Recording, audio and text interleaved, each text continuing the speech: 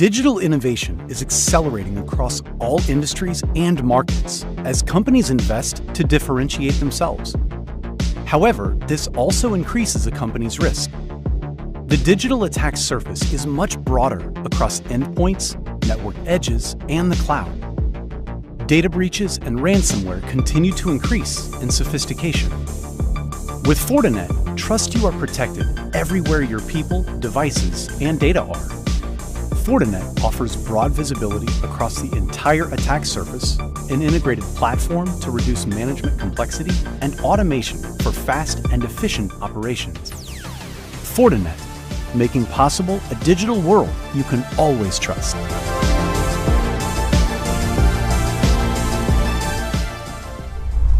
Selamat sore teman Kumparan, senang sekali saya Winda Dwi Astuti hadir dalam acara Virtual Talk Kumparan bersama Fortinet. Pada kesempatan kali ini kita akan membahas mengenai betapa pentingnya menjaga keamanan data digital, terutama di tengah maraknya ancaman pencurian data pribadi dengan berbagai modus. Virtual Talk kali ini menghadirkan narasumber para ahli cyber security dari Fortinet, sebuah perusahaan penyedia solusi keamanan siber dari Amerika Serikat. Nah, sebelum kita masuk lebih jauh lagi, saya juga mau memberikan informasi terlebih dahulu bahwa proses syuting kali ini telah menjalankan protokol kesehatan yang ketat.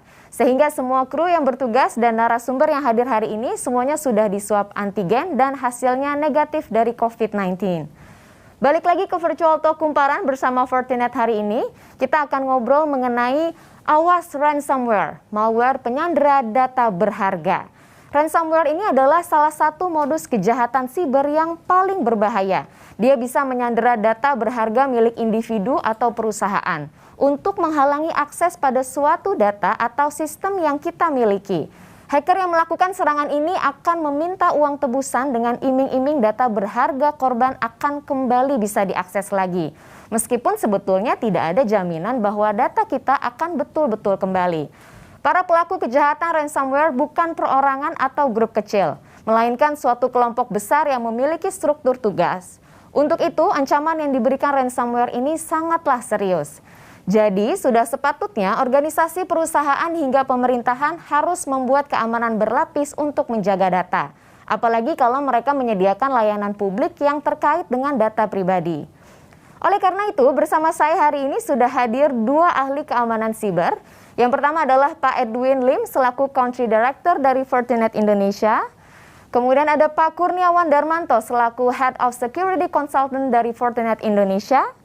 Dan juga nantinya akan bergabung bersama kami Mr. Jonas Walker selaku Security Strategist FortiGuard Labs dari Fortinet yang sudah bergabung melalui Zoom meeting. Selamat sore Bapak-Bapak semua, bagaimana kabarnya? Selamat sore, baik. Selamat sore Mbak Winda. Alhamdulillah, senang sekali saya hari ini ditemani Pak Edwin dan Pak Kurniawan. Alhamdulillah dalam kondisi baik dan sudah cerah siap menjawab berbagai pertanyaan dan keingintahuan saya hari ini. Kalau gitu langsung saja masuk ke pembahasan pertama mengenai ransomware itu sendiri dan tren cyber security. Saya mau tanya dulu nih Pak ke Pak Edwin ya. Salah satu serangan ransomware global yang sangat merusak seingat saya adalah WannaCry di tahun 2017. Jadi ransomware ini tersebar sampai ke 150 negara, betul ya Pak ya? Ya. Dan mereka meminta uang tebusan dalam bentuk Bitcoin senilai 300 US dollar. Ini bagaimana Pak cara kerja ransomware hingga akhirnya bisa menyandera data berharga? Dan kenapa belakangan ini ransomware jadi marak sekali menyerang organisasi seperti startup atau mungkin penyedia layanan publik hingga pemerintahan, Pak? Ya, jadi seperti tadi yang Mbak Wida bilang ya, ini ransomware menjadi satu tantangan yang sangat pelik ya sekarang ya saat ini di dunia security. Ya, dan tadi dikatakan bahwa bagaimana sih kita bisa terkena ransomware. Ya, sebenarnya dari beberapa survei dari tahun ke tahun dilakukan, terlihat jelas dan konsisten bahwa salah satu celah yang dimana kita bisa terkena ransomware ini adalah karena email. Okay. Ya, jadi email ini memberikan satu gambaran bahwa malicious email itu sangat berbahaya. Sekitar hampir lebih dari 90% kasus-kasus ransomware ini diawali dari email. Nah, kenapa bisa seperti itu? Jadi kalau misalnya email, kita terima email, biasanya mungkin Mbak Winda akan terima email ada attachment-nya. Apakah itu file, apakah itu video, apapun audio, ataupun gambar. seperti itu. Nah, bagi threat actors ya, semua attachment itu bisa disusupi oleh coding-coding tertentu, program-program kecil tertentu. Nah, jadi biasanya kita akan diarahkan untuk bisa sampai kita mengklik attachment tersebut. Nah, ketika kita mengklik tersebut, makanya itu akan tersimpan. Mungkin gambarnya akan kita download, masuk ke storage-nya kita, dan ketika kita mengeksekusi, nah coding tersebut juga akan tereksekusi dan akan diam di perangkat kita, apakah di notebook kita atau mungkin di storage atau servernya perangkat kantor. Nah, ketika itu sudah tersimpan, anytime itu bisa bekerja tanpa sepengetahuan kita. Nah, jadi salah satu jalur masuk ransomware ke kita sebagai pribadi ataupun perusahaan itu awalnya diawal dari email. Kemudian ada satu celah lagi yang juga sekitar 30% kejadian itu disebabkan oleh malicious website. Mungkin Mbak Winda juga pernah lihat, ikutin info-info terakhir bahwa ada website-websitenya orang, customer itu bisa di-deface, diganti. Ya mungkin tadinya misalnya gambarnya Mbak Winda, yang Mbak Winda yang punya website tersebut bisa diganti dengan gambar saya seperti itu. Which is itu kan tidak benar sebenarnya. Nah, kenapa itu terjadi? Karena ya mungkin juga ada celah-celah yang kita tidak tahu ketika kita meng-create website. Kemudian ketika kita membuat satu homepage kita, itu kita tidak melakukan pengamanan yang pasti. Kemudian kadang-kadang juga bisa threat actor mengkamuflase website-nya kita, mungkin diganti kode-kodenya, sehingga ketika kita masuk ke sana, ternyata kita masuk ke website yang salah. Misalnya winda.com yang benar, ternyata begitu diganti adalah mungkin WLNDA.com. Sepintas itu seperti mirip Winda, betul. Padahal itu I-nya diganti dengan L. Nah, biasanya kita kalau sudah tertarik sesuatu atau mungkin kita dalam keadaan buru-buru, kita tidak ngeh bahwa itu ternyata sudah diganti dan kita klik. Begitu kita klik, itu bisa masuk. Nah, jadi ada beberapa step-step di mana ransomware itu masuk, dan ketika itu sudah masuk, nah tadi Mbak Winda bilang bahwa ya itu bisa menjadi ancaman. Ransom sendiri kan bicara mengenai seperti penyanderaan ya. Nah, itu kan konotasinya pasti banyak kan negatif. Jadi kalau kita sampai terkena hal tersebut, ya itu bisa efeknya cukup lumayan lah kepada impact baik secara perusahaan maupun secara pribadi. Oke. Jadi tadi seperti yang dikatakan oleh Pak Edwin ya, masuknya ransomware itu bisa dari malicious email dan juga malicious website. Jadi ini makanya kita perlu sekali untuk bisa berhati-hati ya Pak, ketika memiliki email atau website, kita juga harus menyediakan pengamanan yang jelas. Betul. Nah, ini untuk Pak Kurniawan saya juga mau tanya nih Pak. Kemungkinan terburuknya apa Pak jika sebuah organisasi akhirnya diserang oleh ransomware ini sendiri gitu? Apakah sampai bisa mengganggu operasional atau mungkin bisa mengganggu layanan ke masyarakat atau ke publik? Bagaimana Pak? Iya, jadi untuk ransomware itu sendiri ya Mbak Winda, jadi memang kalau kita lihat secara historical, itu memang mereka banyak menyerang itu organisasi-organisasi atau institusi yang berhubungan dengan layanan publik atau konsumen ke masyarakat. Contohnya yang paling dijadikan sasaran mungkin tadi yang Mbak Winda juga sempat sampaikan gitu ya, WannaCry gitu yang cukup terkenal, itu sampai ke Indonesia juga menyerang beberapa institusi kesehatan gitu ya, dan itu ada di berita juga. Nah, itu impact-nya akan langsung, jadi sangat direct gitu, bahwa impact-nya apalagi kalau datanya semuanya sudah terdigital, itu dia akan ke-lock sehingga data tersebut apabila tidak ada backup-nya ya berarti even tidak bisa diakses. Dan data tersebut itu yang tidak bisa diakses tersebut itu akan menyebabkan ya kehilangan data kan berarti ya, data loss. Itu udah pasti ketika itu semua ke-lock. Terus kemudian tadi Mbak Winda juga sempat tanyakan mengenai terganggunya operasional, itu udah pasti ketika data yang sehari-hari dibutuhkan untuk menunjang operasional baik itu sifatnya ke internal maupun ke publik, jadi nggak bisa diakses, tentunya kan berarti akan stop dari sisi productivity ya. Nah, karena itu stop, jadi akan berimpact ke outages. Jadi proses layanan keluar juga berhenti, internal proses juga jadinya berhenti, karena bisa dibilang ya tersandera sekarang datanya. Belum lagi apabila itu terekspos keluar. Jadi orang semakin tahu bahwa ada institusi tertentu terkena ransomware, itu pasti yang kena berikutnya secara indirect itu adalah reputasinya. Jadi dari sisi brand reputation, kepercayaan baik dari sisi internal maupun dari sisi eksternal akan berkurang kan. Kenapa kok bisa-bisanya sistem yang sudah didevelop atau sekarang bisa dibilang bisa digunakan masyarakat banyak, kok bisa-bisanya datanya itu bisa di-lock oleh intruder atau yang kita bilang threat actor gitu ya. Dan yang paling impact yang paling masif itu apa? Itu adalah kalau saya tadi sudah sebutkan ada data loss terkunci, terus kemudian ada productivity outages, terus yang berikutnya adalah brand image yang jadi kena dari sisi reputation. Nah itu ujung-ujungnya akan berujung ke bisnis revenue. Bisnis revenue yang sifatnya indirect sampai yang sifatnya direct. Direct itu seperti apa ya? Seperti ransomware itu sendiri kan, dia minta tebusan tadi seperti yang Mbak Winda sampaikan. Jadi ada nominal uang tertentu yang diminta yang sifatnya bisa dari ratusan dolar maupun lebih gitu ya. Dan itu harus mereka bayarkan, namun itu tidak menjamin data yang sudah terkunci atau data yang sudah terlock tersebut itu bisa kembali. Karena sifatnya itu ya belum tentu pasti kan. Tidak ada yang bisa memastikan ketika kita membayar, kita pasti akan mendapatkan kunci untuk membuka gembok ransomware yang dilakukan oleh para threat actor. Itu tidak ada yang bisa memastikan. Jadi ketika sudah terkena ya bisa dicoba, tapi ya tidak menjamin bisa mengembalikan data yang sudah terkunci tersebut. Mungkin seperti itu Mbak Winda. Iya. Terima kasih Pak. Jadi memang ini kemungkinan terburuknya tadi sudah dijelaskan oleh Pak Kurniawan ya, bahwa ini mempengaruhi operasional tentu ya Pak, mengaruhi productivity, kemudian juga pastinya ada banyak data yang hilang gitu, di-lock gitu kan oleh pihak-pihak yang kita tidak tahu siapa gitu, pihak-pihak yang tidak bertanggung jawab. Dan itu juga nantinya ada efek dominonya ya Pak, mempengaruhi citra dari perusahaan itu sendiri karena dianggap seperti tidak trusted ya Pak, tidak terpercaya ya. Betul. Kenapa bisa sampai seperti ini? Dan tentunya juga tadi sudah sempat disampaikan juga, ini juga akhirnya berpengaruh terhadap revenue dari perusahaan itu sendiri.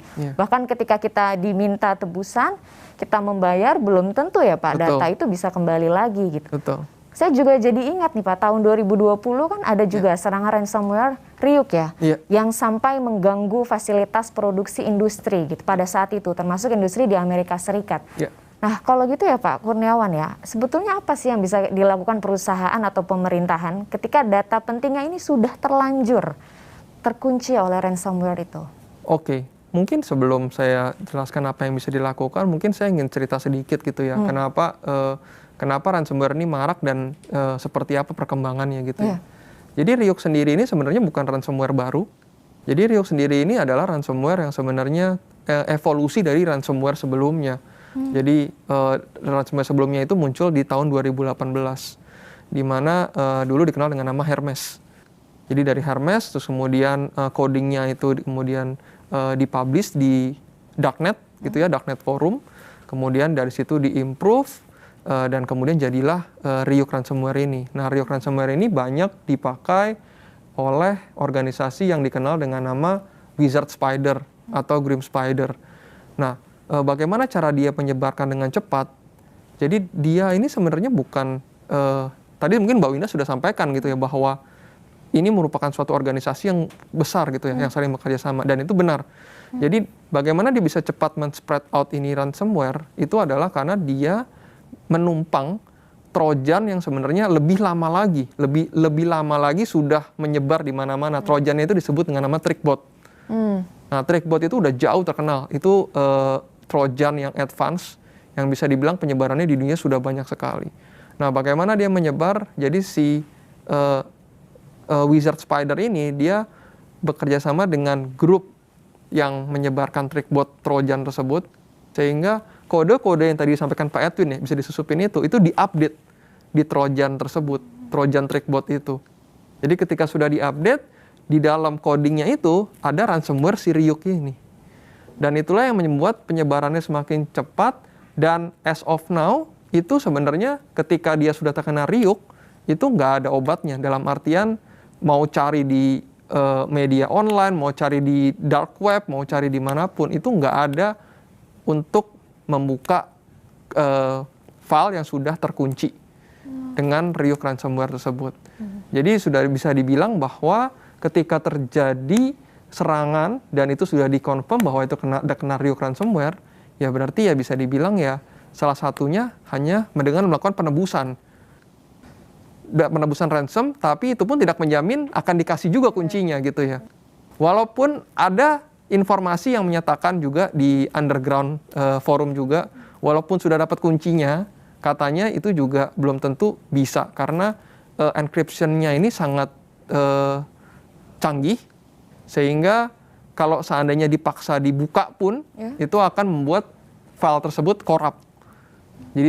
Jadi udah datanya udah bisa hilang lah, udah nggak ada artinya. Nah, jadi bukan yang nakut-nakutin ya, tapi ini memang cara kerja seperti itu dan semasif itu impact-nya ketika sudah ransomware ini sudah di-tweak, sudah diaktifkan gitu ya. Nah, makanya sebelum ini terjadi, beberapa hal yang mungkin bisa dipertimbangkan untuk institusi untuk melakukan pencegahan itu adalah salah satunya adalah melakukan backup secara berkala. Jadi data-data yang diklasifikasi itu sensitif dan penting, ya sudah sewajarnya itu di backup. Atau ada data-data yang bisa dibilang sangat sensitif sekali, mungkin bisa juga dilakukan password. Jadi dengan adanya password yang strong juga, itu mungkin bisa menghindari dari akses-akses yang tidak berkepentingan untuk masuk.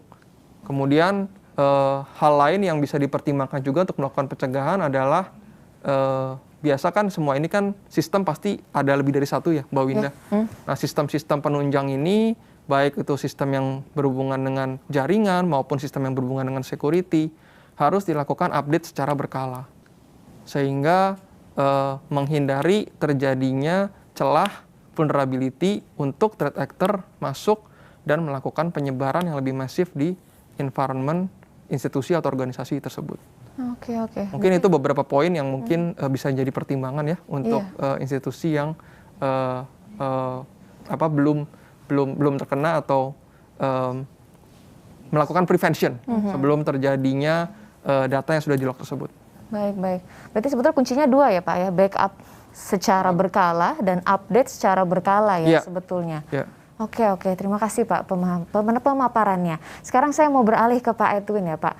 Cara terbaik dalam keamanan siber itu kan sebetulnya mencegah serangan siber itu sendiri agar data berharga dan sistem komputer ini kita aman ya Pak dari ancaman. Nah sebetulnya cara yang efektif itu seperti apa sih Pak agar perusahaan atau pemerintahan itu akhirnya terlindungi? Iya, jadi pasti ada best practice ya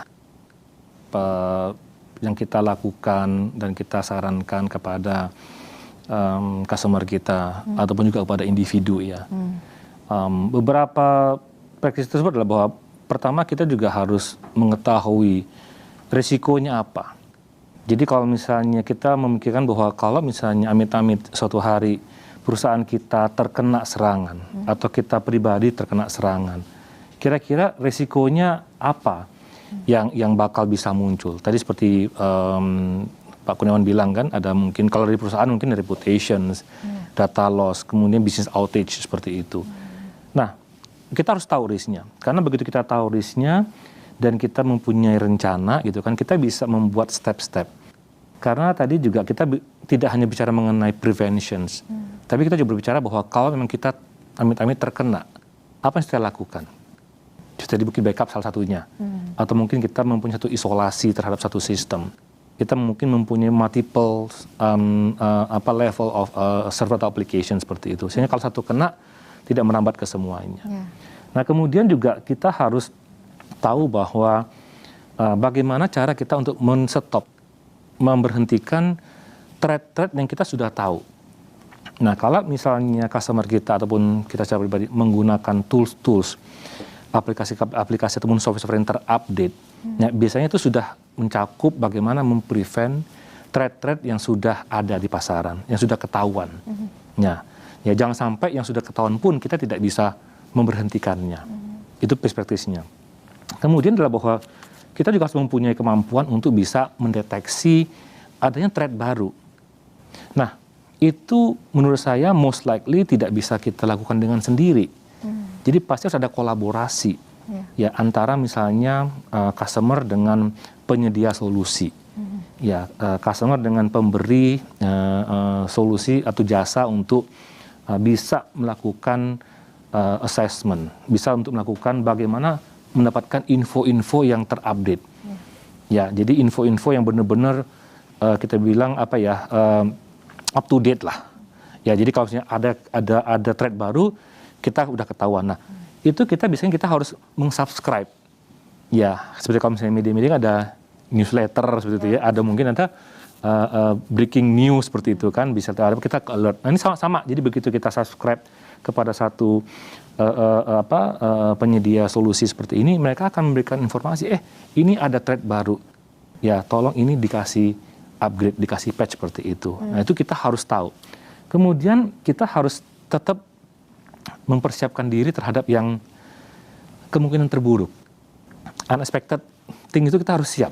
Kita tidak bisa berasumsi bahwa semuanya baik-baik aja, semuanya aman-aman aja. Kalaupun terjadi, kita sudah siap.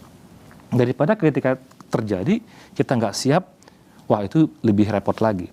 Karena biasanya kalau dalam keadaan seperti itu, kita mungkin pemikirannya sudah agak kacau ya, nggak jernih. Jadi kadang-kadang keputusan mungkin bisa diambil salah. Tapi kalau kita sudah mempersiapkan yang terburuk, ya syukur-syukur nggak kejadian. Ya kita paling nggak sudah bisa memprepare seperti itu. Nah kemudian juga kalau kita menggunakan tools-tools untuk mengenkripsi file-file kita yang mungkin menurut kita penting, ya sehingga kita bisa menjaga keamanan. Tapi juga jangan sampai kita mengenkripsi, tapi kita lupa cara mendekripnya, ya kan? Jadi juga kita juga harus mempunyai satu manajemen yang benar terhadap file-file. Jadi jangan kita mungkin keasikan kita mengenkripsi, kita lupa cara mendekripsinya. Jadi sama aja kita main sendiri-sendiri ya seperti itu. Tapi itu salah satu cara yang harus kita lakukan, ya karena ya mendingan kita sendiri yang mengenkripsi, kita menjaga daripada dienkripsi orang dengan tujuan yang tidak baik. Nah, last but not least adalah bahwa kita harus pasti mempunyai satu pengamanan yang menyeluruh terhadap infrastruktur kita. Ya, baik yang sekarang mungkin ada infrastruktur di kantor kita, perimeter kita, di cloud misalnya, ya kan? Di cloud. Kemudian sekarang kan kita lagi banyak istilahnya WFH, ya work from home atau mungkin work from anywhere, ya, anytime, gitu kan ya. Bagaimana kita bisa mengamankan? Waktu kita bekerja di kantor, mungkin kita ada di perimeter kantor, diamanin. Begitu kita di luar kantor, kita punya pengamanan sama nggak? Nah, jadi perusahaan-perusahaan harus mempunyai sistem pengamanan yang menyeluruh. Kira-kira gitu sih, Mbak Winda. Oke Pak Edwin, kalau tadi saya rangkum beberapa ya, jadi memang cara efektif yang bisa dilakukan adalah yang pertama, kita juga harus meninjau ya Pak, resiko-resiko apa yang mungkin akan terjadi gitu. Kemudian mengetahui ancaman-ancaman apa yang sebetulnya sudah ada dan yang kemungkinan akan terjadi ya, ancaman-ancaman baru gitu. Begitu juga dengan melakukan perlindungan atau proteksi terhadap file-file yang ada, seperti tadi Bapak sampaikan, melakukan enkripsi gitu kan, memanajemen file dengan baik gitu. Nah, ini saya jadi makin ingin tahu ya Pak lebih dalam gitu. Sebetulnya bagaimana tren cyber security di Indonesia dan di dunia saat ini, apalagi dengan tren kerja dari rumah yang tadi Bapak sempat sampaikan, kemudian bring your own device dan juga mengandalkan cloud computing, ya kan? Adakah serangan atau mungkin malware lain yang sebetulnya perlu diwaspadai juga, Pak? Ya, jadi kalau kita bicara malware, seperti tadi sempat di-share oleh Pak Panglima juga kan banyak jenis ya. Tapi mungkin kita anggaplah satu malware, dan penanganannya harusnya mungkin sama, tidak mungkin berbeda-beda. Intinya seperti itu. Kalau kita bicara mengenai kondisi di Indonesia, terutama tahun 2020 kemarin, kita melihat bahwa akselerasi transformasi digital itu sangat pesat sekali. Didorong oleh kondisi pandemi itu benar-benar mengakselerasi seperti itu. Dan membuat banyak sekali perusahaan move ke cloud. Dengan asumsi bahwa kalau ke cloud itu mungkin lebih aman, nggak ke kantor, dan lebih cepat. Mungkin nggak salah. Ya, tapi ada juga dengan kondisi bahwa, sekarang bagaimana kita bisa melakukan pengamanan yang sama. 34% dari survei terakhir yang kita dapatkan dan berbarengan dengan IDC juga, bahwa 34%, baru sampai 34%, perusahaan-perusahaan di Indonesia itu yang saat ini benar-benar istilahnya itu benar-benar serius atau melek dengan security. Ya. Dan hampir sekitar 70-an% dari perusahaan-perusahaan tersebut sekarang mengatakan bahwa kondisi memasuki area seperti ini dengan tantangan security yang cukup pesat, sekarang juga mengalami shortage terhadap tenaga kerja, tenaga ahli untuk security. Nah, itu juga menjadi tantangan kan. Jadi ketika kita ingin cepat-cepat menjaga kondisi, tapi bagaimana kita punya nggak orang yang menjaga seperti itu. Nah, jadi kondisi seperti ini tetap berlanjut ya, Mbak Winda. Nggak bisa kita hanya stop di sini. Perkembangan security tiap tahun itu selalu meningkat. Ya, karena makin canggih. Kita makin canggih, threat actor juga makin canggih. Jadi kejar-kejaran. Sehingga kita tetap harus menjaga kondisi kita biar kita tetap bisa jangan ketinggalan sama threat actor. Sebetulnya data yang kita miliki ini bisa kapan saja menjadi incaran oknum-oknum yang tidak bertanggung jawab. Jadi jangankan perusahaan dan instansi pemerintah, saya sendiri pun juga tentunya punya nih ancaman-ancaman seperti ini ya Pak. Khawatir sekali bahwa keamanan data pribadi saya nanti sewaktu-waktu bisa saja diambil oleh orang-orang yang tidak bertanggung jawab. Ya, selanjutnya akan ada sharing session tentang cyber security threat landscape di Indonesia. Dan sesi ini akan dibawakan oleh Jonas Walker, selaku Security Strategist at FortiGuard Labs yang berbasis di Singapura. Dan kita sudah terhubung dengan Jonas melalui Zoom meeting. Halo, Jonas? Oke, hope you are well. The place and time is yours.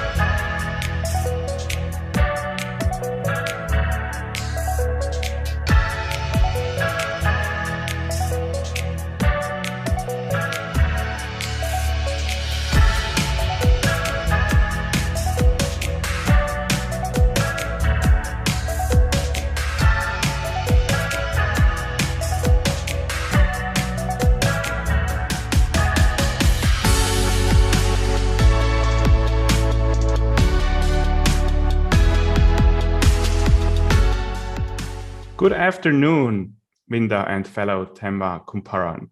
Thanks so much for spending time with me today and having me on the show. My name is Jonas. I'm based in Singapore, and I will talk today about the threat landscape in Indonesia, especially ransomware, because it is a really hot topic, and I think we need to look a little bit closer so we understand what kind of threats we are facing with this kind of malware. Before we dive deep into the topic itself, I want to look a little bit more about the data, because when we look at the data from the last couple of months, especially the last year, we see an increased amount of ransomware activity across pretty much every single organization. We talk about 10 times of volume attacks against corporations because these cyber criminals can make so much money these days with ransomware. Ransomware is very powerful because it's a big threat against our systems and also the capabilities of people working in their environment. So it can really shut down whole businesses and bring them out of business if we don't protect accordingly. The reason for that is behind the scenes, we have this threat landscape, which is heavily evolving, and it's really interesting how these guys operate behind the scenes, because it very often reminds me like normal businesses operate. On one hand, we have crimeware producers. So we have people who develop new malware, new software, who then sell it to other entities like affiliates or other groups who use their software to attack whoever they want to. And the bad guys behind the scene, they have a lot of different parties involved, and they work like normal businesses. They have CEOs, account managers, salespeople with sales quotas, and they have top-notch support, because once they were able to get access into someone's network, they provide a lot of support when it comes to paying these ransomwares. And all of them, they work together, they stack up, and they attack us on the defensive side. So it is a really dangerous place out there on the internet these days. When we look at their services, one trend which we see very often these days are ransomware as a service. And this is very powerful indeed, because we have these very sophisticated and highly skilled software developers who provide a ransomware as a service portal. And whoever is interested now in making money with these softwares can participate. even with a lot of technical skills, if they have malicious intentions, they can use this service model from these developers and strike against any corporation they want. This is just one example here on the screen. I found this on one of these underground forums, which I visit quite frequently to understand what's going on and what are the current techniques. And these guys really keep their software up to date, new features, very similar. Like if you take your phone, for example, and update your apps, you see usually adding new features, new capabilities to make life more convenient. But in their case, they add new features, how to bypass security layers, how to make it easier to blackmail your potential victim for a ransom, and whatever features the customers are asking for. Just one example I found recently on the internet is it's a ransomware as a service model called Satan. And you can see here that even without a lot of technical skills, you show up on this website and just fill in the information which you're interested in. So for example, if your strategy is to ask for a certain amount in ransomware, you can just put it in this field. You can say what should be the amount if your victim is not paying. So for example, if he's not paying in the first 10 days, the amount will double. So instead of paying 100,000, he now needs to pay 200,000. Sometimes we even see this in the millions. So ransomware attacks are getting so popular that the average demand against corporate enterprises is in the millions these days. And also on the right side, it really provides you some capabilities to create your own malware with a lot of highly skilled techniques. So all you need to do is follow their tools and they pretty much help you to create this ransomware. And then even in the end, because it's a partnership for them, they have the developers who provide the software and the people who are using them, they just split the revenue. So they will tell you in the end, hey, you used our tool, you made this amount of money, you get 70% and we get 30% from the pay cut. So very similar to revenue shared model, which we see on the legitimate business side. So there's this really one big ransomware group called Conti. And if we look at some interesting research from researchers here in Singapore, but also in Korea, these guys checked the darknet regarding who's the king on the dark web, who makes the most money with ransomware. And we see Conti here all the way on the left being in the #1 spot. So this is a really big threat actor, which causes a lot of harm.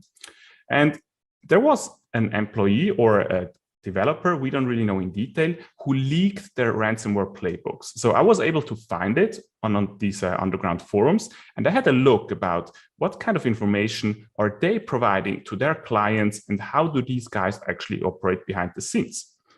So what was very interesting when I looked about the details in these files, a lot of them were actually written in Russian language. So I got in touch with our Russian researchers and they helped me with translating.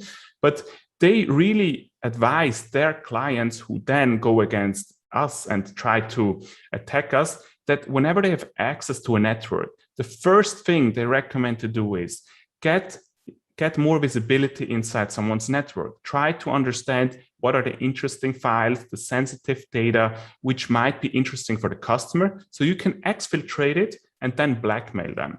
It also explains one-to-one, step-by-step on a technical base. You need to run this script and then this command and then this command, and that's how you get domain admin, so you own the whole network.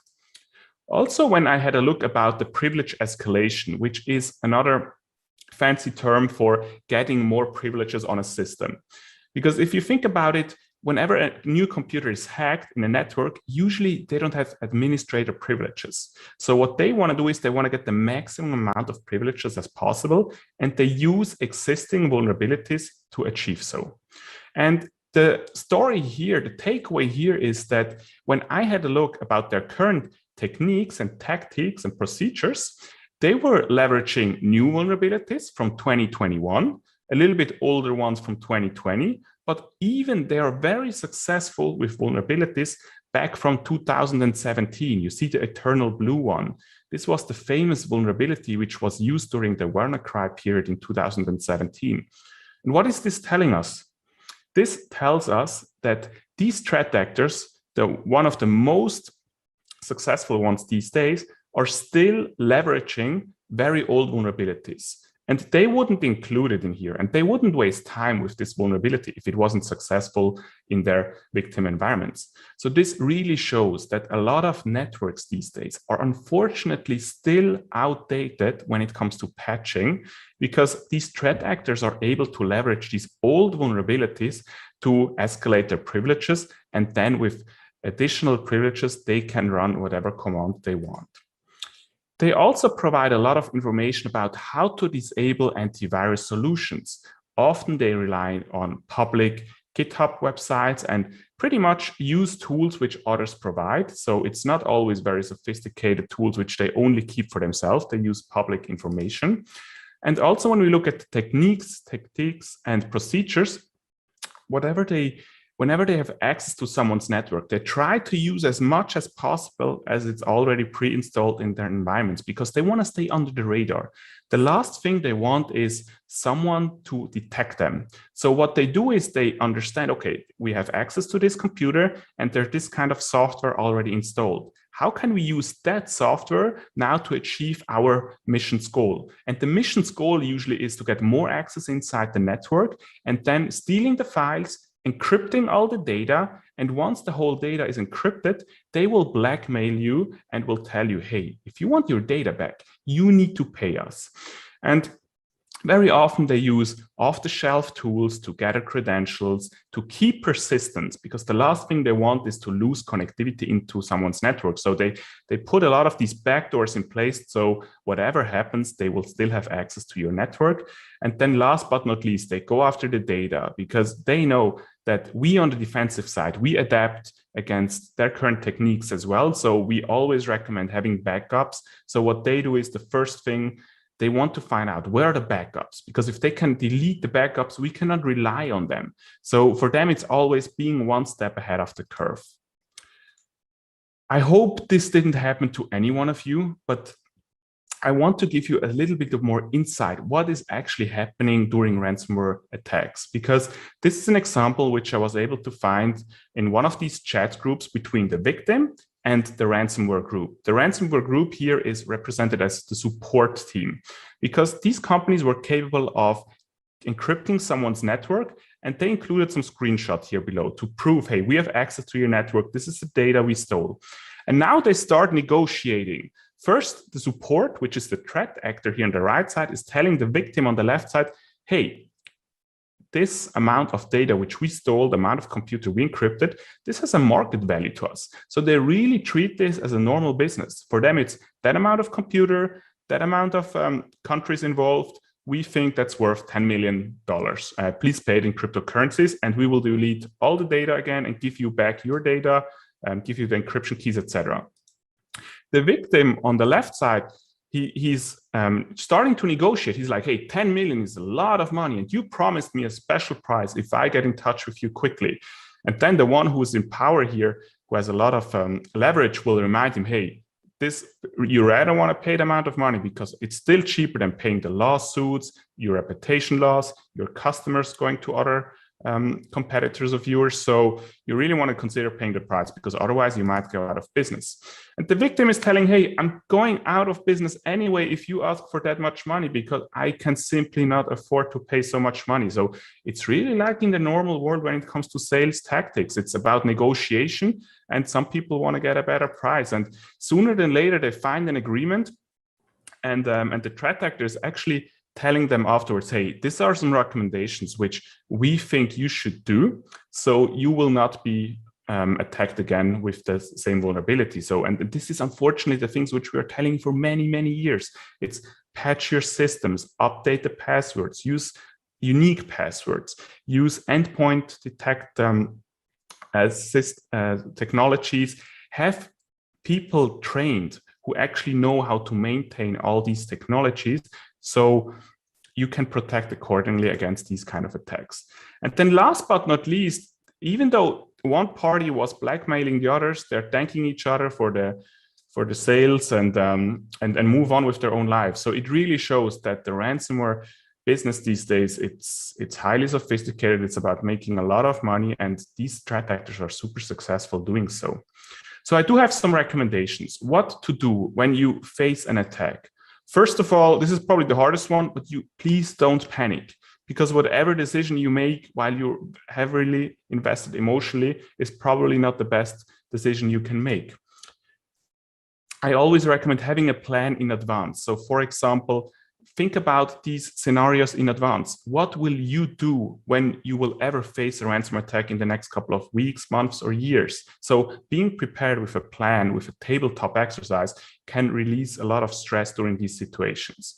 Then the next thing, this is a little bit more technical, but we need to isolate these systems.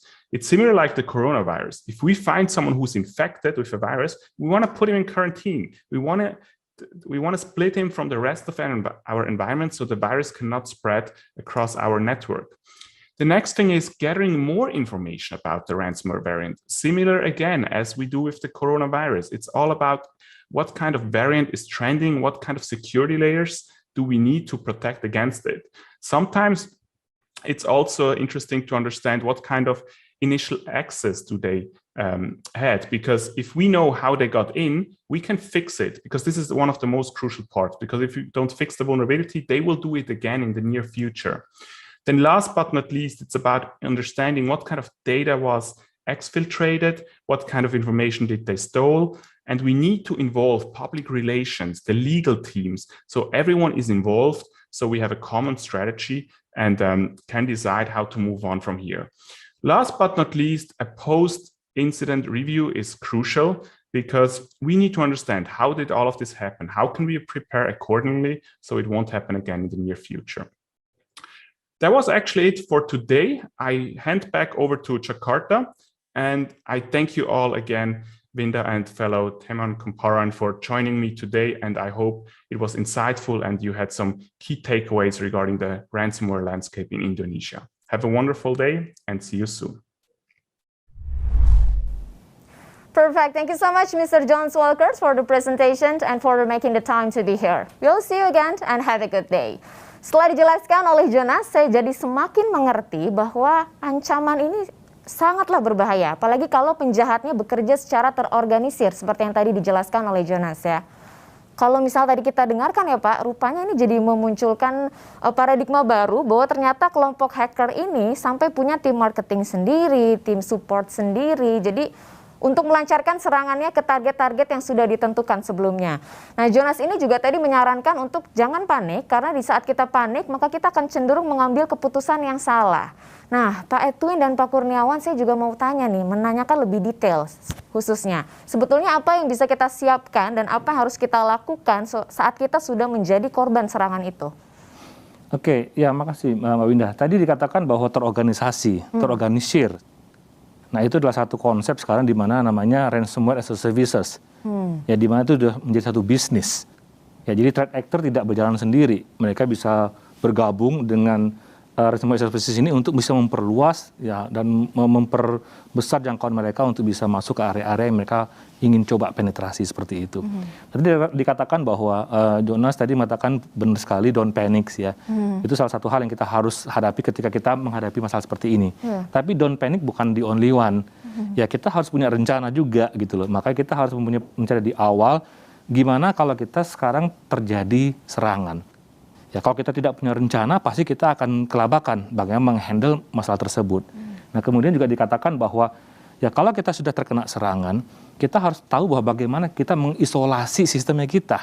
Sama seperti case COVID-19 ya, kalau kita sudah melihat, oh setelah tes ternyata kita positif, kita harus melakukan isolasi mandiri. Sama seperti ini, kalau sudah terinfeksi perangkat kita harus bisa melakukan isolasi seperti itu. Nah, kemudian kita juga harus tahu bahwa dari mana sih ini masuknya. Ya, kita udah kena nih, tapi oke, dari mana masuknya?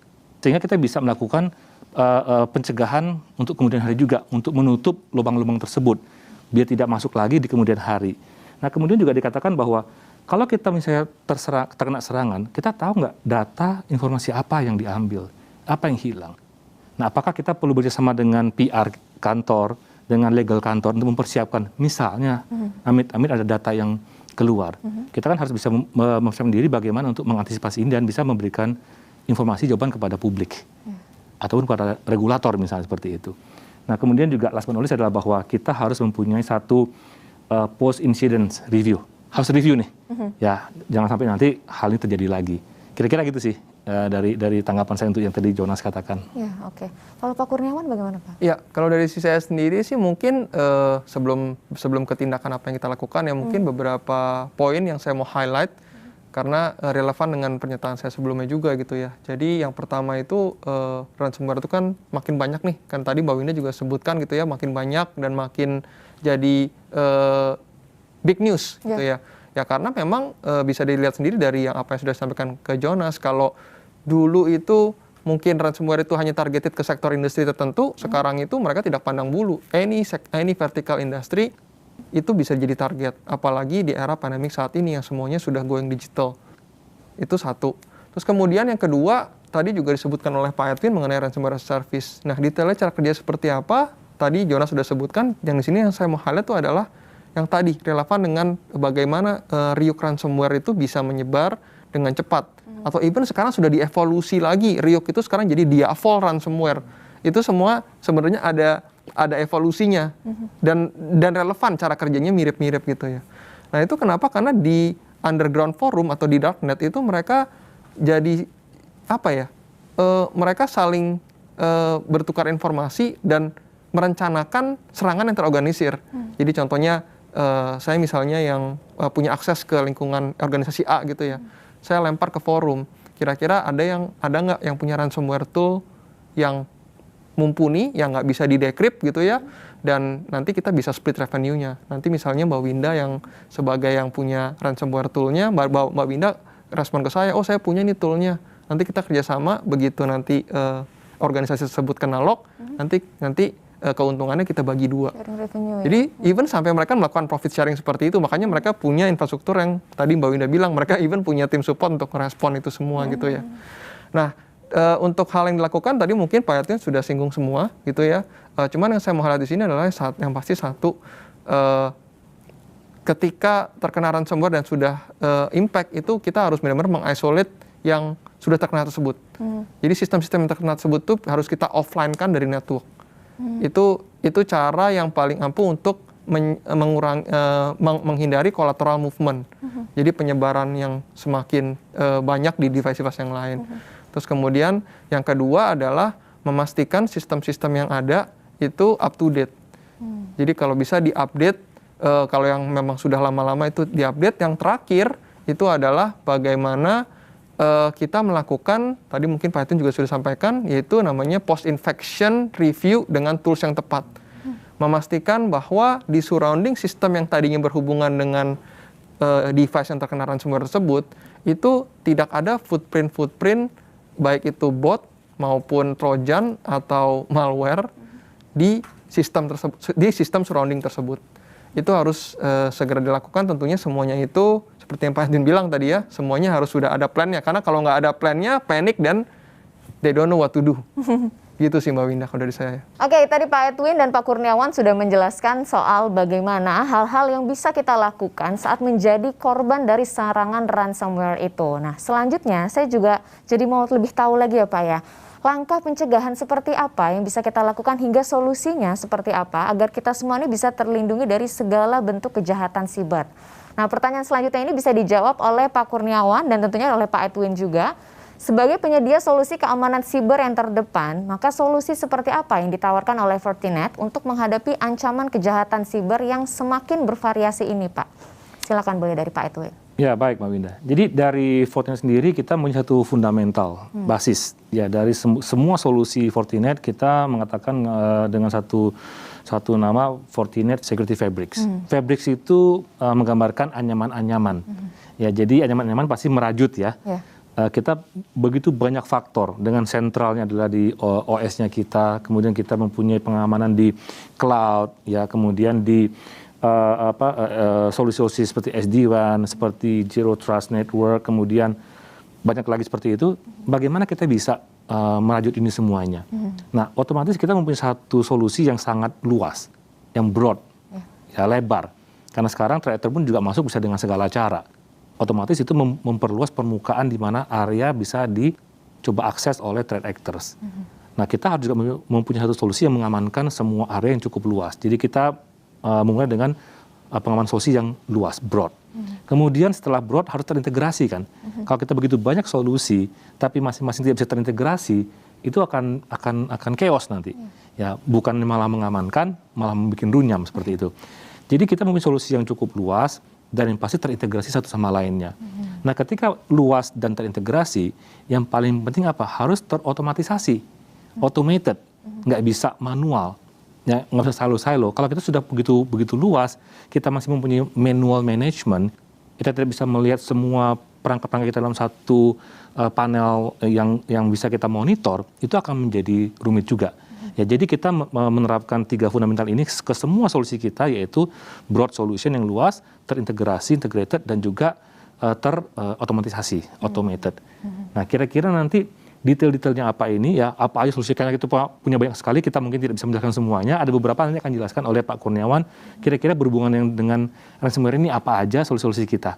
Jadi seperti yang tadi sudah dijelaskan Pak Yotin, bahwa fundamental kita itu security fabric, di mana di dalamnya itu kita ada produk-produk solusi untuk melakukan protection terhadap serangan ransomware. Nah, beberapa di antaranya adalah yang pasti tadi kan serangan yang disampaikan Pak Yotin ada melalui email, itu kita punya FortiMail. Terus kemudian untuk akses ke web kita punya FortiGate gitu ya, untuk memastikan akses dari internal ke eksternal itu kita bisa make sure itu terfilter dengan baik, sehingga apabila ada link yang memang itu malicious dan mengandung suatu unsur yang bisa memberikan bahaya ke environment organisasi atau institusi yang menggunakan solusi kami, itu bisa terfilter atau terblok. Terus kemudian dari sisi yang sudah terinfected, yang sudah terkena namun belum terkunci gitu ya, mungkin memang sudah ada coding-codingnya sudah tersebar tapi belum di-execute sama si threat actor-nya, itu kita punya FortiEDR. Jadi semua solusi kita tuh depannya ada Forti-nya, Mbak Winda. Jadi tadi FortiMail, FortiGate, ini sekarang FortiEDR. Nah, FortiEDR itu gunanya apa? Adalah untuk bisa melakukan detection apabila ada suatu coding yang malicious atau yang bakal berimpact besar terhadap aktivasi ransomware tersebut, sama kita akan kita karantina, kita isolate sehingga dia tidak melakukan penyebaran atau mengunci sistem yang sudah terinfeksi tersebut. Kemudian yang terakhir untuk melakukan endpoint management, itu kita ada namanya FortiClient. Itu juga diterapkan di sisi server atau di sisi endpoint untuk melakukan scanning apabila terjadi apabila ada virus atau malware atau other malicious software lain kayak Trojan atau worm, itu bisa juga diproteksi dengan FortiClient. Dan semuanya ini itu terkoneksi dengan FortiGuard. Jadi FortiGuard itu apa? Ya salah satunya tadi dengan Jonas, itu adalah salah satu tim FortiGuard kami. Mereka adalah yang melakukan research atau forensik, melakukan update ke solusi-solusi Fortinet yang diimplement di customer. Jadi ini gunanya bisa dibilang nih sebagai jantungnya lah ya, untuk bisa keep up to date dengan threat landscape yang saat ini ada. Mungkin itu dari saya tambahannya. Baik. Jadi memang solusinya ini lengkap sekali ya Pak ya. Mulai dari FortiMail, kemudian FortiClient, tadi ada FortiGate, dan yang memayung itu semua juga ada FortiGuard itu ya Pak ya? Iya. Luar biasa. Oke, untuk Pak Edwin nih Pak ya. Bisakah sebetulnya sebuah organisasi atau perusahaan itu dia menganalisis seberapa kuat sistem keamanan sibernya dalam mengamankan data? Sebetulnya itu bisa nggak Pak? Pasti bisa, Mbak Winda, pasti bisa. Hanya saja kadang-kadang kita melihat seberapa besar scale-nya satu perusahaan. Yeah. Jadi mungkin kadang-kadang bisa kita kerjakan sendiri internal, tapi juga kadang-kadang kita membutuhkan eksternal. Karena kalau security kan juga ada sistem audit ya. Ada sistem audit yang berkala, dan audit itu kan tidak hanya bisa dilakukan oleh internal. Harus ada eksternal audit juga, seperti itu. Nah, jadi kalau misalnya di Fortinet sendiri itu, kita punya program-program tertentu. Salah satunya program itu adalah namanya Cyber Threat Assessment Program. Namanya juga assessment ya. Jadi kita memberikan satu assessment terhadap bagaimana sih infrastruktur security mereka sekarang. Settingannya ada di mana. Kemudian bagaimana utilisasinya. Ya, tadi dikatakan juga bagaimana mengakses keluar masuknya satu traffic seperti itu. Mana-mana yang mungkin memerlukan satu pengamanan. Nah, itu kita bisa melakukan seperti itu. Jadi bisa sekali bahwa itu harus dilakukan, tapi itu bukan one time effort. Jadi tidak hanya sekali dilakukan selesai, nggak bisa. Itu harus dibikin reguler. Apakah mungkin tergantung perusahaannya, mungkin 3 bulan sekali, kemudian atau mungkin 2 bulan, satu semester 6 bulan sekali atau mungkin tiap tahun seperti itu. Jadi harus ada dan harus selalu dilakukan rutin. Nah, kita banyak beberapa sesuai dengan produk kita punya cyber threat assessment pun juga macam-macam sesuai dengan kebutuhan daripada customer. Nah, nanti detailnya bisa di-share oleh Pak Kurniawan. Kira-kira kita punya cyber threat assessment apa aja sih sebenarnya yang kita tawarkan kepada customer kita? Makasih Pak Edwin. Jadi kalau dari sisi cyber threat assessment program sendiri, kita ada 3 jenis saat ini gitu ya. 2 diantaranya ini ada hubungannya sama ransomware. Jadi yang pertama itu adalah cyber threat assessment program untuk melihat kondisi keamanan network jaringan. Itu kita bilangnya cyber threat assessment program next generation firewall. Itu yang pertama, untuk mengetahui sebenarnya di jaringan ini apa saja sih traffic yang berlalu lalang, apakah semua traffic yang clean atau ada traffic yang malicious. Terus kemudian yang kedua, kita ada cyber threat assessment program untuk email. Jadi untuk tahu sebenarnya email yang keluar masuk di organisasi atau institusi tersebut, itu apakah email-email yang memang clean, tidak ada malicious program atau malicious file atau malicious link, atau sebenarnya banyak malicious link atau malicious file yang memang terdeteksi. Jadi sifatnya di sini hanya memonitoring, tidak intrusif terhadap production atau traffic yang saat ini ada. Jadi kita nggak akan melakukan blocking. Ini tujuannya adalah untuk menghasilkan report, di mana dari report itu bisa dilanjutkan untuk tindakan prevention apa yang akan kita lakukan atau yang akan kita implementasikan. Ini yang berhubungan dengan ransomware. Nah, kemudian ada lagi yang cukup banyak dicari gitu ya, lately itu adalah assessment untuk secure SD-WAN. Secure SD-WAN itu secure software defined WAN, itu adalah untuk melihat sebenarnya traffic dari cabang ke pusat itu traffic apa saja yang lalu lalang. Apakah itu memang traffic yang clean atau traffic yang kotor atau traffic yang banyak mengarah ke internet. Karena kalau itu banyak traffic yang mengarah ke internet, pasti kita bisa mengimplementasikan namanya local breakout, di mana sebenarnya internet itu bisa langsung diakses dari cabang. Nah, ini dari assessment report ini sebenarnya bisa dipakai oleh user atau customer yang pengen untuk engage dengan kita ini, itu untuk menjadi justifikasi ke manajemen. Dan satu lagi saya mau ingatkan bahwa effort ini itu kita nggak mengenakan charge apa-apa ke customer. No cost at all to customer while we are doing it. Oke. Jadi Cyber Threat Assessment Program atau kita bilang CTAP ya Pak ya? CTAP, ya. Ya betul sekali. Itu tadi ada 3 ya Pak ya? Bisa untuk memantau kondisi jaringan, kemudian memonitoring email. Dan tadi juga sudah Bapak sampaikan juga, itu juga untuk mengetahui akses atau lalu lintas dari cabang ke pusat begitu ya Pak? SD-WAN. Ya betul sekali. Oke, tadi kita sudah mendengarkan penjelasan dari Pak Kurniawan dan Pak Edwin tentang seberapa besar bahaya ransomware, serta betapa pentingnya sebuah sistem keamanan yang terpercaya untuk bisa menjaga data Anda. Nah, sebelum kita tutup, saya ada pertanyaan terakhir nih Pak. Jadi sebetulnya kira-kira apa yang bisa kita lakukan supaya kita setidaknya bisa mengurangi risiko terjadinya atau terkena ransomware itu sendiri Pak? Ya, jadi mungkin ini kita coba ulangi dan kita rekap di sini ya. Tapi benar sekali tadi dari awal Mbak Wina juga sempat katakan don't panic ya. Jadi itu juga sangat penting. Tapi yang penting adalah bahwa tadi kita bicara mengenai email. Saya bilang tadi bahwa salah satu cara masuk dari email. Usahakan kita jangan terlalu langsung percaya dengan apa yang ada di email kita. Ya, sometimes too good to be true itu harus tetap kita pegang, gitu kan ya. Misalnya ada offering-offering apa di email, attachment, gambar, ya ataupun advertisement yang aneh-aneh, kita jangan asal klik-klik dulu seperti itu. Seperti kejadian beberapa waktu lalu zaman COVID, ada informasi COVID kita klik, informasi kita belum tentu seperti itu. Kemudian ya avoiding apa yang saya bilang bahwa ada URL website yang serasa kita aneh-aneh, kita juga harus lebih hati-hati. Ya jangan tertipu dengan iming-iming seperti itu, karena sekarang juga banyak social engineering ya. Mereka mengkamuflase email orang, mengkamuflase website orang seperti itu, dan akhirnya kita terbuai dan kita klik, itu bisa menjadi celah masuk. Ya itu juga harus kita terapkan dan membuat satu standar operation protokol di perusahaan kita, atau mungkin bagi diri kita sendiri untuk menjaga keamanan diri kita sendiri. Dan berikut tadi juga sempat di-share oleh Pak Kurniawan adalah bahwa jangan selalu kita lupa dengan update.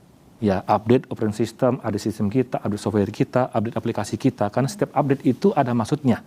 Ada perbaikan, ada patches. Ya, sehingga kalau misalnya ada mungkin ada malware yang baru gitu kan ya, itu bisa kita protect. Nah, dari saya mungkin kira-kira mungkin ada yang ditambahin oleh Pak Kurniawan. Iya, thank you Pak Edwin. Jadi tambahan dari saya mungkin seperti security ya, pada umumnya itu ada 3 komponen nih Mbak Winda. People, proses, sama teknologi. Nah, ya anggaplah teknologinya sudah sudah in place gitu ya semuanya. Tapi kalau people sama prosesnya nggak in place juga nggak akan secure juga environment-nya.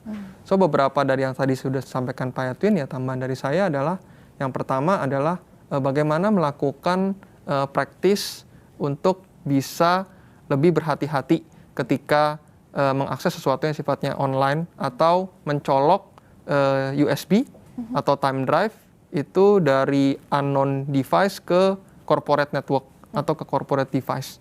Itu perlu disosialisasikan lah ya, karena kadang-kadang kalau misalnya teknologinya sudah ada sih enak. Jadi teknologinya sudah ada, begitu orang mau colok dia nggak akan bisa connect karena sudah ada misalnya di LP-nya gitu ya. Tapi kalau memang belum ada ya berarti ini mesti disosialisasikan untuk bisa menjadi awareness ke karyawan di organisasi tersebut. Kemudian yang paling sering itu adalah yang kita temui ketika kita melakukan SITAP itu, kita masih banyak menemukan traffic itu melakukan download ke website-website yang bisa dibilang memberikan freeware. Nah, sebenarnya there is no such thing like freeware gitu ya. Either memang itu software yang memang didistribusikan tapi di dalamnya ada coding tertentu, ya nobody knows gitu kan ya. Makanya sebenarnya kalau memang keperluan untuk bisnis, ya kita hindari menggunakan atau mendownload file-file yang sifatnya freeware gitu ya. Itu terus kemudian yang nggak kalah pentingnya adalah bagaimana bisa melakukan backup online secara rutin. Kalau dari sisi kita individu, kita bisa backup online, kita bisa beli cloud storage gitu kan ya, paling seberapa. Tujuannya adalah just in case device kita kena lock, kita sudah punya ada backupnya either di online atau kita pakai backup ke eksternal hard disk gitu ya. Tapi kalau buat korporasi atau organisasi yang sifatnya enterprise, mereka harus punya suatu backup system yang di backup secara berkala, dan biasanya backup system tersebut di isolate networknya. Jadi hanya akses-akses tertentu saja yang bisa mengakses ke backup system tersebut. Last but not least, teknologi terakhir untuk endpoint security yaitu endpoint detection and response (EDR). Itu kita lihat ya belum banyak digunakan. Nah, ini bisa menjadi tools yang ampuh untuk melakukan pre-infection atau post-infection terhadap serangan-serangan seperti ransomware ini. Ujung-ujungnya sih untuk melakukan semua ini itu butuh effort dan biaya memang betul. Ya, tapi gampangnya ya kita juga sebagai orang individu kita juga butuh insurance ya. Nah, ini semacam insurance daripada nanti terkena seperti yang dikatakan oleh Jonas gitu ya. Sudah terkena puluhan juta dolar, udah nggak bisa ngapa-ngapain, mau nebus pun belum tentu balik datanya gitu kan. So buat saya sih slogan yang selalu saya sering katakan itu adalah better safe than sorry gitu. Kalau udah kena ya udah cuma bilang sorry ya udah. Even kita nggak bisa tahu gitu ya, nggak ada yang bisa jamin datanya bisa balik atau enggak. Mungkin itu sih kalau dari saya, Mbak Winda. Baik, terima kasih Pak Kurniawan, Pak Edwin. Jadi tadi sudah dijelaskan solusi-solusi apa saja yang bisa kita lakukan untuk bisa mengurangi risiko terkena atau terancam dengan adanya ransomware itu. Tadi sudah dijelaskan oleh Pak Edwin ya, jangan mudah mengklik atau mendownload hal-hal yang memang tidak bisa kita pastikan apakah itu betul-betul hal yang kita butuhkan atau biasanya masuk lalu email ya Pak ya paling banyak. Jadi jangan langsung asal klik saja, kemudian kita juga harus selalu menyediakan backup plan atau menyediakan juga backup untuk semua file-file yang kita punya ya Pak, baik melalui perangkat ataupun melalui sistem lainnya. Karena ketika kita menggunakan bantuan dari eksternal, kita tidak bisa sepenuhnya mengandalkan ya Pak ya. Kita juga harus punya plan tersendiri untuk bisa mencegah terjadinya atau terkenanya si ransomware itu sendiri gitu. Oke, itu tadi talk show dan sharing session kita bersama Fortinet. Terima kasih banyak Pak Edwin dan terima kasih banyak juga Pak Kurniawan dan tentunya untuk Jonas Walker yang tadi juga sudah berbagi informasi berharga untuk teman kumparan semua. Kita jadi lebih tahu lebih dalam lagi tentang kejahatan cyber ransomware yang tentunya bisa kapan saja menyandera data berharga. Jadi mau nggak mau kita memang harus lebih aware lagi dengan segala bentuk ancaman di dunia maya. Dan semoga kita semua terhindar dari kejahatan-kejahatan tersebut. Selama kita punya pertahanan yang cukup, maka kita akan terlindungi dari serangan itu. Jadi jangan langsung panik, kalau memang ada masalah pasti ada solusinya ya Pak. Nah, bagi perusahaan yang ingin mencoba program CTAP ini, atau yang tadi sudah sempat dijelaskan yaitu Cyber Threat Assessment Program, kalian dapat mendaftarkan diri Anda dan perusahaan melalui micropage Fortinet dengan scan barcode yang tertera di layar. Dan jangan khawatir karena customer tidak akan dipungut biaya apapun untuk program ini ya Pak. Sekali lagi tentunya terima kasih untuk teman Kumparan yang sudah menyaksikan tayangan ini. Saya Winda Dwi Astuti dan segenap kru yang bertugas pamit undur diri dan sampai jumpa.